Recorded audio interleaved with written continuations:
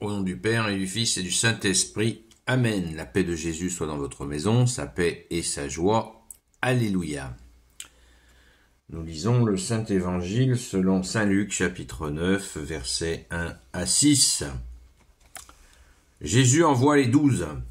Jésus réunit les 12. Il leur donna autorité sur tous les démons et puissance pour guérir les malades. Puis il les envoya proclamer le royaume de Dieu et rendre la santé aux infirmes.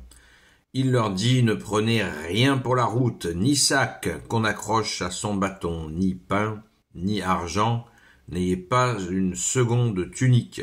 Quand une maison vous sera ouverte, restez-y jusqu'au moment de votre départ.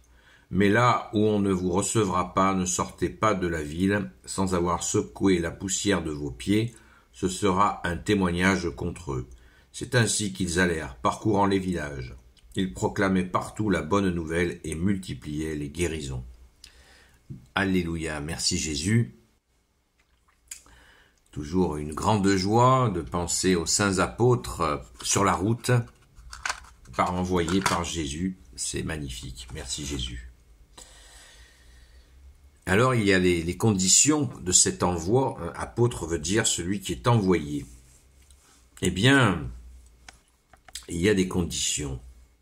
C'est vraiment que Jésus veut que les apôtres s'en remettent complètement à la providence, c'est-à-dire à lui, au Père, à l'Esprit Saint, pour trouver accueil, subsistance, le logis, le coucher, la totale, le repas. Et ils n'ont besoin de rien d'autre que de la présence de Jésus dans cette mission. C'est extrêmement touchant et ça montre justement la vérité de l'Évangile, la vérité que tu es Jésus. Tu nous le dis toi-même, que tu es Jésus, le chemin, la vérité et la vie. Cette épreuve de vérité, de partir comme ça, en se laissant guider par Jésus lui-même, c'est l'épreuve de vérité absolue. Merci Jésus. Alors, quelques petites explications. Pourquoi une seule tunique? Bon, ne prenez rien pour la route, ni sac, on peut le comprendre, ni pain, ni argent, on comprend, hein, comme je viens de le dire, ils s'en remettent complètement à la providence. N'ayez pas une seconde tunique, une tenue de rechange. C'est intéressant de voir que ça va jusque-là. C'est très intéressant parce qu'on peut le prendre sur le plan pratique. Hein, celui qui a une seule tunique, eh bien, il est amené à la laver à certains moments et à rester dans des effets assez courts en attendant que ça sèche. Ou alors qu'on lui ait prêté un vêtement en attendant que son unique vêtement, soit prêt, soit tout simplement sec, ce qui implique que ça se fait pas souvent. Donc c'est vraiment ça fait méditer quoi. Et ça donne cette authenticité que nous aimons. Merci Jésus. Et quand une maison vous sera ouverte, restez-y jusqu'au moment de votre départ. C'est-à-dire que Jésus, là, l'explication est très pratique. C'est que Jésus veut pas que les apôtres aillent de maison en maison pour faire plaisir à un tel ou à un tel. Ça les disperserait dans leur mission. Restez au même endroit. Hein. On sait que les orientaux sont très accueillants. Chacun aime bien faire voir son intérieur, sa maison, et a plaisir à donner l'hospitalité. C'est comme ça. Et Jésus connaît ça. De la même manière, je ne sais pas si vous vous souvenez, Jésus a dit ne saluez personne en route quand il fait un autre envoi de disciples. Il leur dit ne vous arrêtez pas en chemin parce qu'il connaît les blablabla qui ne s'arrêtent jamais. Et alors que la mission est bien tracée, bien précise. Alléluia, merci Jésus. Et la sentence aussi pour ceux qui refusent de recevoir Jésus, puisque les apôtres portent Jésus. Mais là où on ne vous recevra pas, ne sortez pas de la ville sans avoir secoué la poussière de vos pieds, ce sera un témoignage contre eux. Secouer la poussière de ses pieds quand les apôtres ne sont pas attendus à tel ou tel, entendus à certains endroits, ça veut dire que même la poussière qui est restée collée, parce que quand les apôtres viennent en un endroit, ils enlèvent le mal. Ils enlèvent le mal qui est donc face à eux.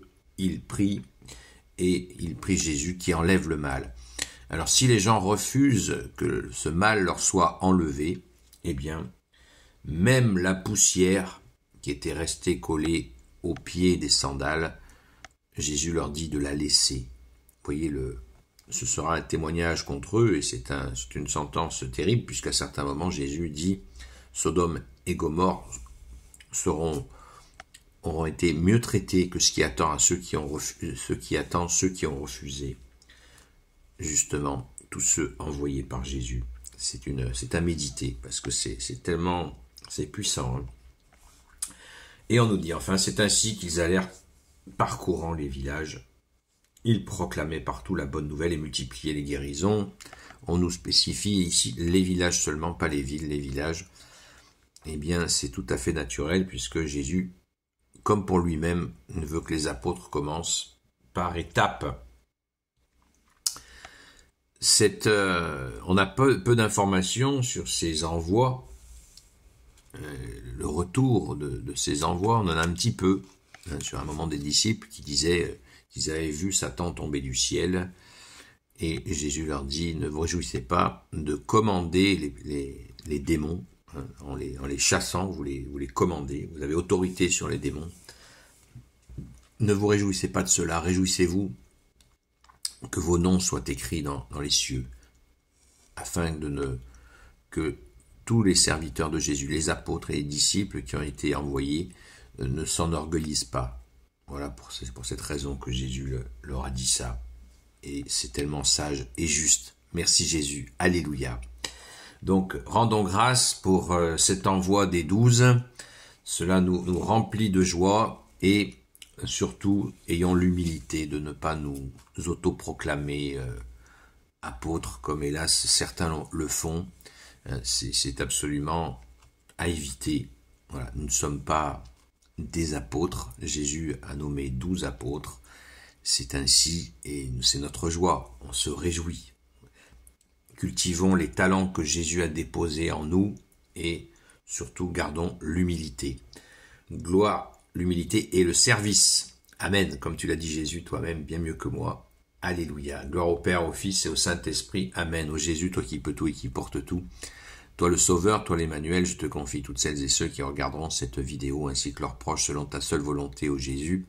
Sainte Marie, Reine des cieux, toi l'Immaculée Conception, toi qui écrases le serpent, toi qui es la lune sous tes pas, toi notre Mère, Notre-Dame. Saint Joseph, toi le juste et le saint, toi le sage, toi la terreur des démons, toi le saint gardien de la Sainte Église catholique apostolique. Sainte Marie-Madeleine, notre chère sainte patronne. Et vous, tous les saints et saintes, amis de toi Jésus. Saint Michel Archange, qui est comme Dieu, Saint Gabriel Archange, Saint Raphaël Archange, et vous tous les anges qui servez Jésus, je vous confie toutes celles et ceux qui regarderont cette vidéo, ainsi que leurs proches, selon ta seule volonté, ô Jésus. La paix de Jésus soit dans votre maison. Je vous donne rendez-vous à la grâce de Jésus, à ce soir, 20h sur la chaîne Seul Jésus Sauve, sur TikTok. N'hésitez pas à venir, y compris si vous avez besoin que l'on prie pour vous. Et vraiment, message très important, prions, supplions Jésus, pour la France bien sûr, mais aussi pour le Liban, qui est absolument dans un étau entre l'État juif et l'islam. Voilà, nos frères et sœurs du Liban sont coincés entre ces deux entités et c'est absolument terrifiant. Donc, appelons au secours Jésus, prions Notre-Dame du Liban et aussi avec l'intercession de Saint Charbel qui est patron du Liban. Donc, courage, soyons dans la prière. À très vite.